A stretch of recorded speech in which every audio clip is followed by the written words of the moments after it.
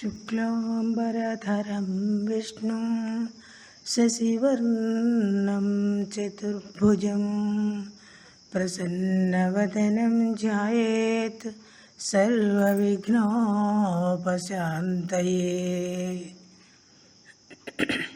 ఒక మంచి మాట, అభ్యాగతో స్వయం విష్ణు అని అంటారు పెద్దవాళ్ళు.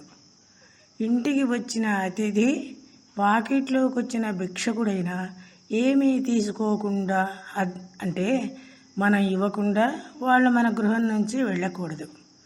అలా వెడితే తిరిగి వెళ్ళే అతిథి లేక అభ్యాగతి భిక్షార్థి తన పాపాన్ని మనకు అంటగట్టి మన పుణ్యమంతా మూటగట్టుకుని వెళ్తాడు. కనుక భిక్షాటకులను అతిథులను ఉత్త చేతులతో పంపరాదు గృహస్థు.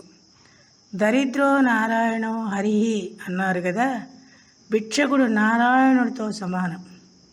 అందుకే దరిద్ర నారాయణులు అంటారు. మనం ఆహారం ఇస్తే వారికి ఆకలి తీరుతుంది, మనకు పుణ్యం అనగా మంచి జరుగుతుంది. మనం ఇతరులకు ఆహారం ఇచ్చినప్పుడు మనకు మంచి జరుగుతుంది, దాన్నే మనం పుణ్యం అంటాం. ఇవ్వని ఎడల అతగాడికి ఆకలి తీరదు, ఆత్మతృప్తి పడదు. నారాయణుడు ఆ రూపంలో కూడా మన గుమ్మానికి వచ్చి మనకు అవకాశం ఇస్తాడు. ఆలోచిస్తే మనలో ఆత్మ భిక్షకుడిలో ఆత్మ వేరు కాదు కదా.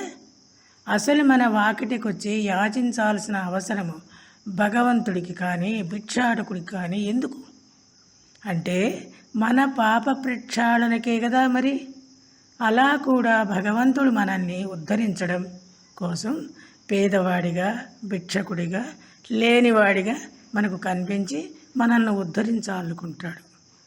ఎంత దయామయుడు భగవంతుడు. స్వస్తి.